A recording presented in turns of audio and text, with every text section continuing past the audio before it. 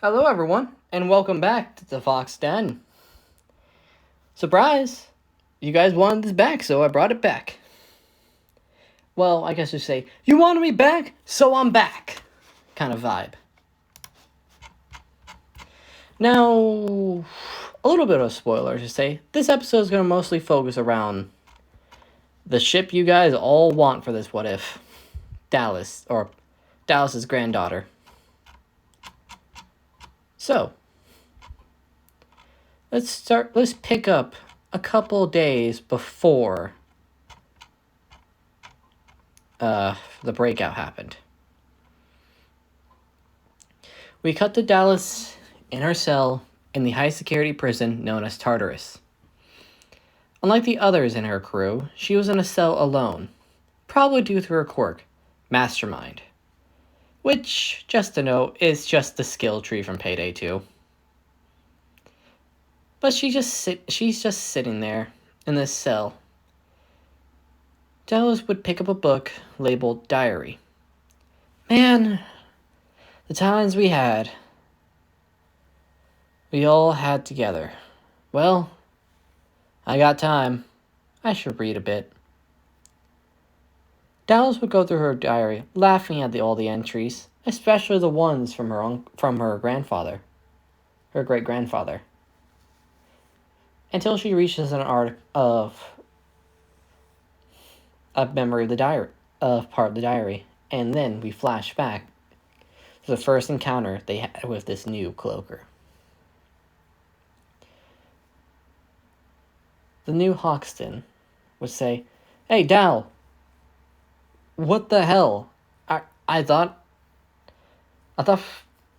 Houston said that there wouldn't be any more of these guys here." Dallas would respond with, "Huh, maybe not, maybe so.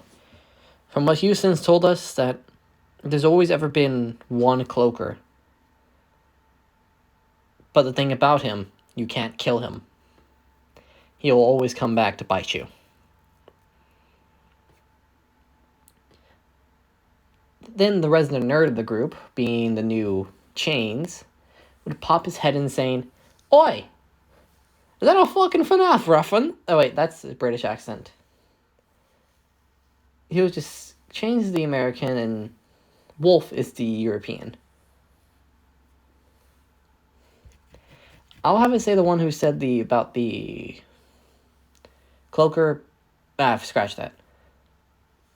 Chains would ask Dallas, "Hey, Dal, didn't Houston say that a new cloaker was seen in the police force?"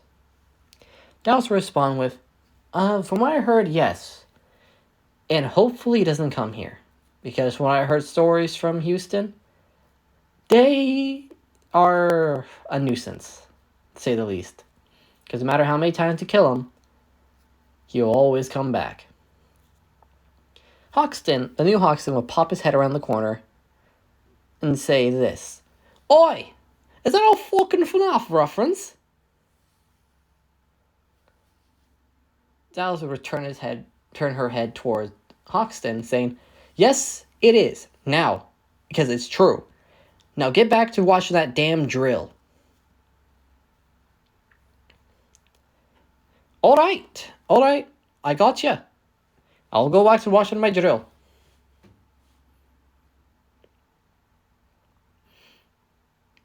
So, Chains, set up some perimeters, set up the perimeter, and make sure no one gets past us.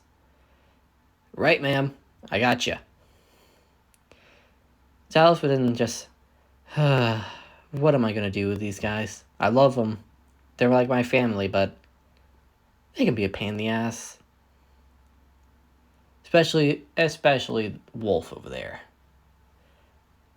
As she looks towards Wolf, who is just sitting there, reloading guns and checking their ammo, just in case the police arrive. Or in the worst case scenario, a hero.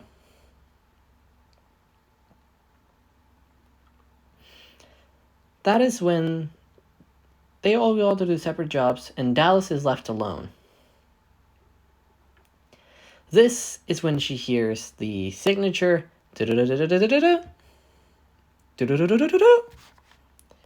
Which freaks out Dallas. As she would say, "Oh shit, cloaker!" Getting everyone's attention as they run over. They would scramble to their feet and try to find them. As the cloaker would then speak.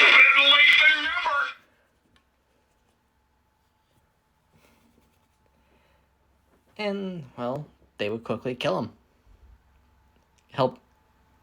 Wolf would help Dallas up, asking, "Oi, hey, Dal, you alright? He got you good right in the face." Dallas responded with, yeah, I'm fine. God damn, Houston was not joking about their kicks. Damn. As she would pop her neck stuff. Now, who needs a medic bag? As saying this, police SWATs would start breaking in. As Dallas would say, "Okay, everyone, now go, go, go! You know our jobs. Try to get one of them tied up. We can turn them on our side thanks to my quirk." Because mastermind. Stockholm Syndrome.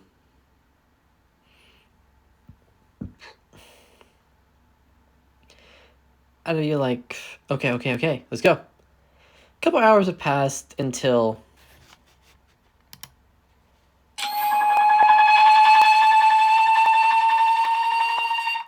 would be heard by the crew as Chains goes down.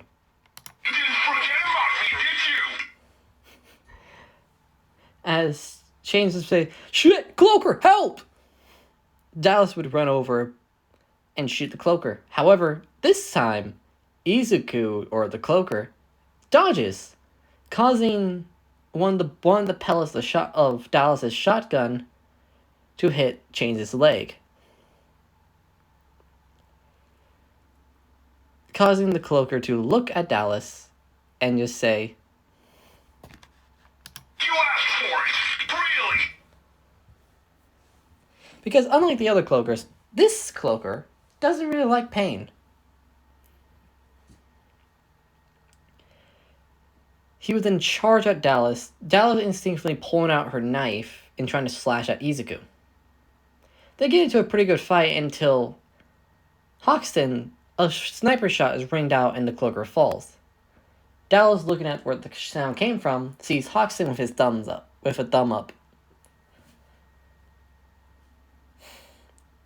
As Dallas would say, would look towards Chains, who's still struggling to get up, and just uses her inspire ability. "Come on, get your ass up. We still got a job to do." As Chains would then immediately stand up, all better, because payday logic, and it works perfectly for a quirk.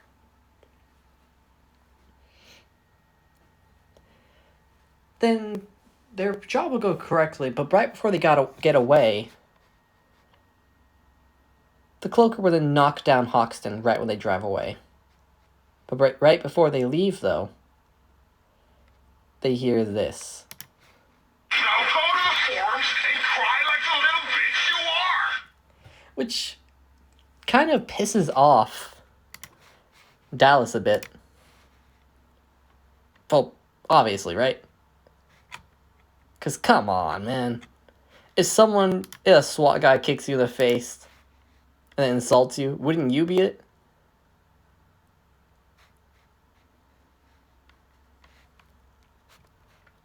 Then we cut to now the breakout scene, back in present time, with Dallas being like, "God damn, that was the perfect thing. Now it's time to get out of here." With, in the distance, they can hear Hoxton. "It's payday, fellas!"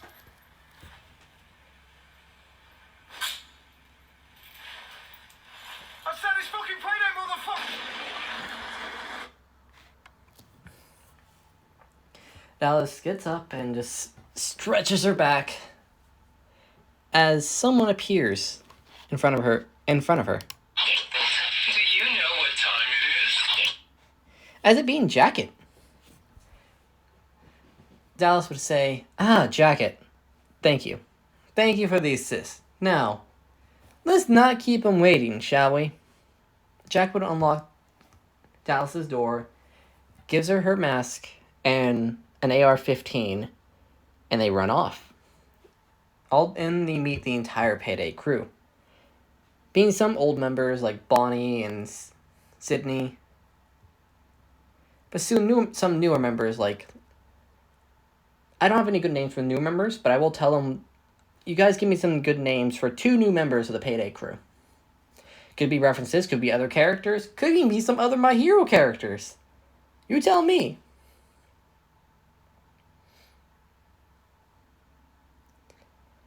As they would all go on until Jack was about to run off until... Don't act dumb. Yeah. I played faster than I expected, but... Wolf would say, "Don't act dumb," towards, I'll say, Chains, who was about to run off towards the army of police choppers.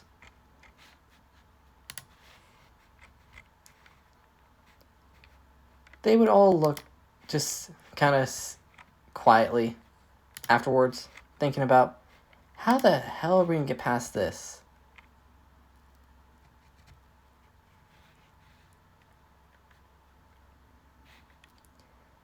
As they then go on and try to escape, until, while they're running, Dallas would hear the signature. Now go to the forums. Wait, wrong one. Sorry.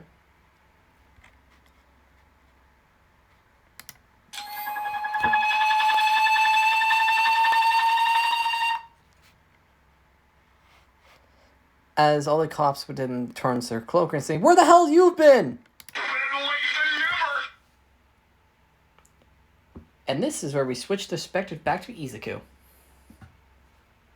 Currently beat up a Dallas. And then he manages to knock her mask off, seen as a girl who doesn't even look past her teens. At most 18. Izuku stops and hesitates for a moment, and that's where Dallas pulls a knife and stabs him in the head.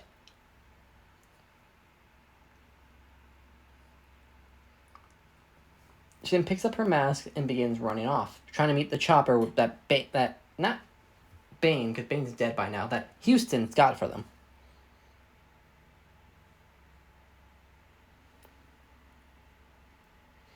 They're about to fly off until they see a cop with a rocket launcher.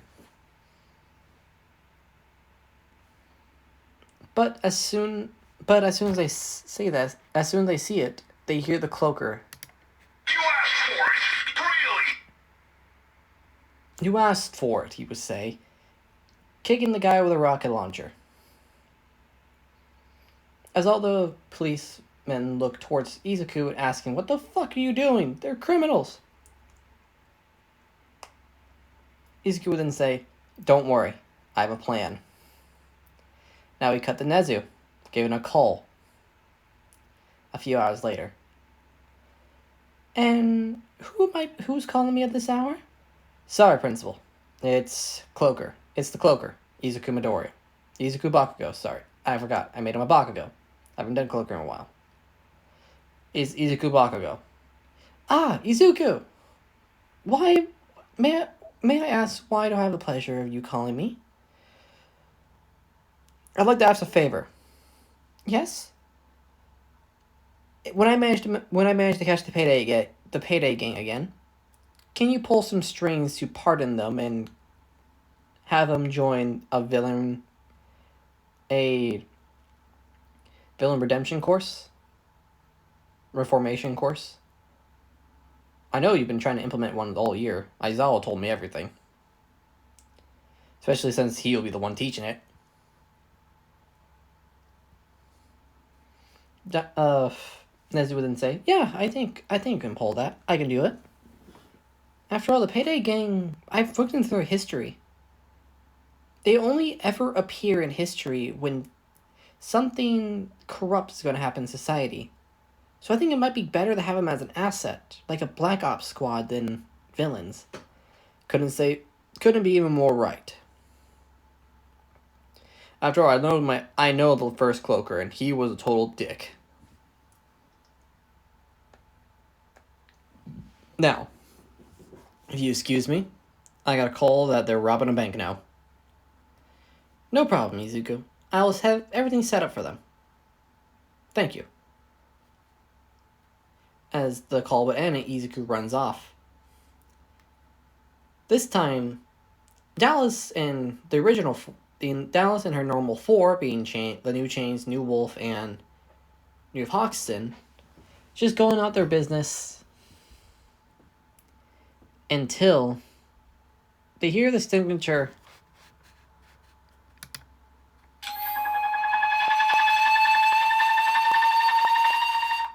And this time, he takes out the one in the back, being Hoxton, the one with the sniper, and the one that's killed him the most. Before Hoxton says anything, he knocks him out.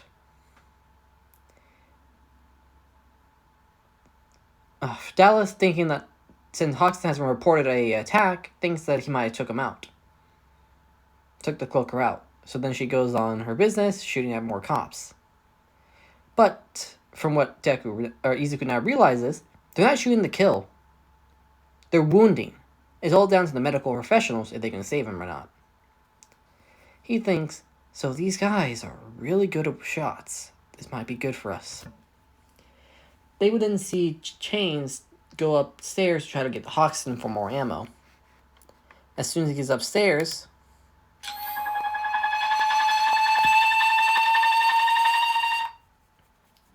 he's not saying any trash talk because he wants to be sort of stealthy. Before Chains would say anything, Izuku quickly knocks him out as well. All that's left is Wolf and Hoxton. All is left is Wolf and Dallas. Wolf panics and tries to get help from Chains, but as soon as that happens, he's knocked out. Dallas, now realizing that she's all alone, but she found out this Izuku's learning, the cloaker is learning. Shit. Seems like he's not trash talking this time. What's going on? She's actually kind of afraid of what he'll do. Until You call this resisting arrest? he would say that. Pissing her off. And begins trying to shoot at him. Izuku dodging. You asked for it. Really? Which then say, you asked for this. Really?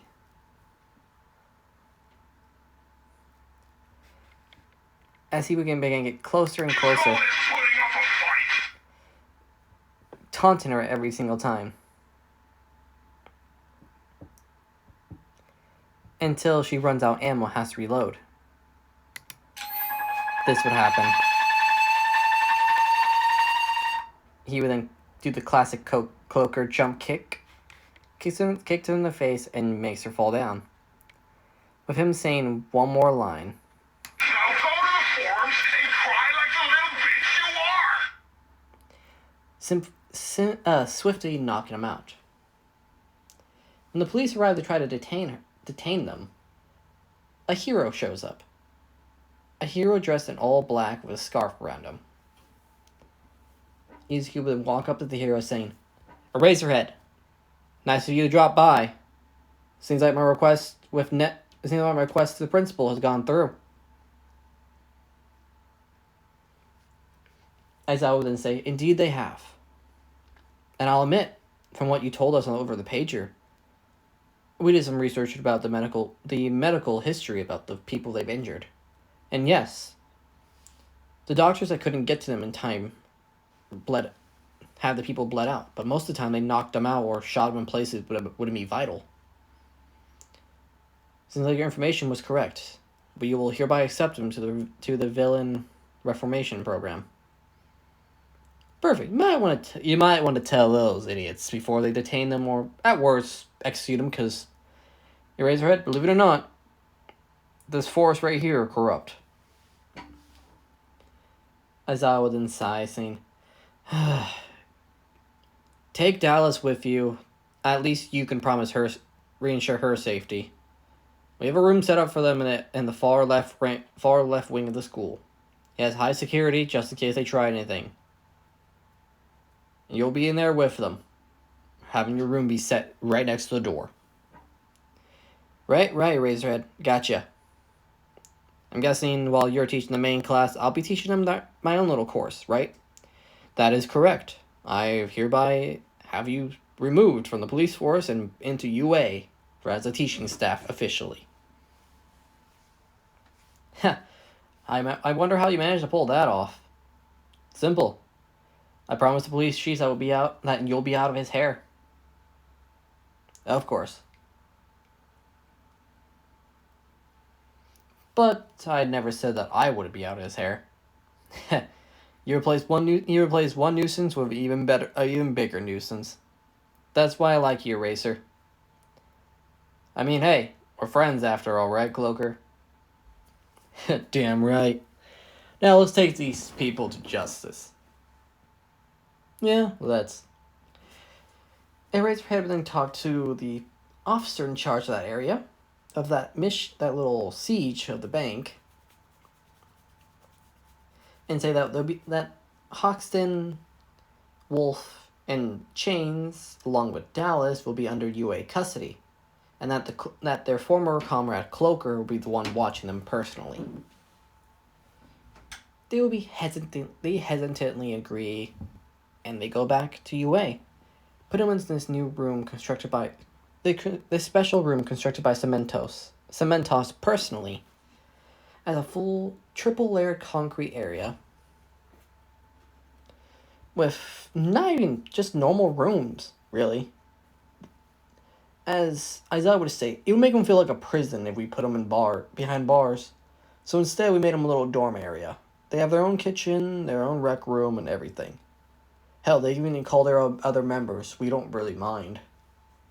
But as soon as one tries to break them out, that's when we unleash full force. Easy's like, yeah, that makes sense.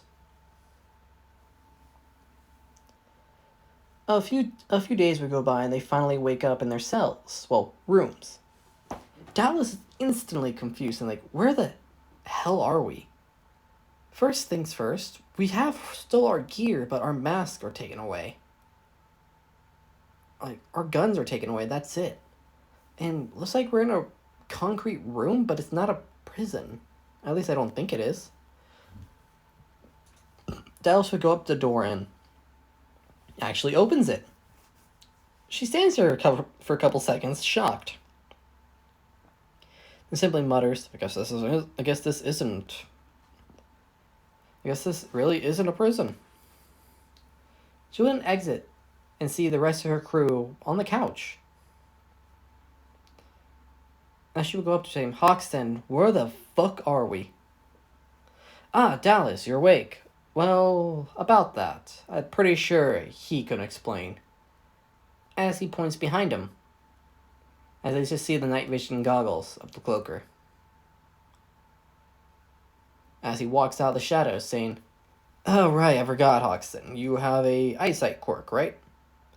Yeah, I do. Now, at least since we're going to be here for a while, let's introduce ourselves. Formally, this time. Izuku's like, I don't see why not. After all, I know you guys don't target the families of people. You've done your research. Now, let's see who this new cloaker is. Oh, my name is Izuku Bakugo. Nice to meet you guys. Formally, at least. Under better circumstances.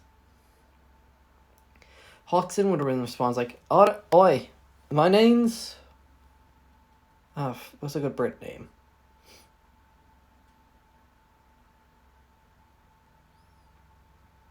I'll just say Jackson. Oi, my name's Jackson. I am Hoxton, and well, this marksman of the group. Wolf would introduce himself saying, yeah, I'm Wolf. I'm Wolf. My real name is...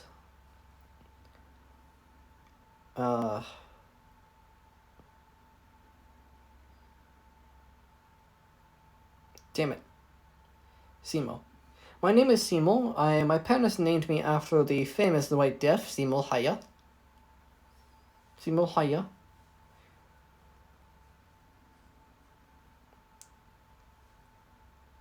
I'm Chains. Just call me Jack. Unlike Hawkston there, my name is not Jackson. It's just straight Jack. Nice to meet you, Izuku.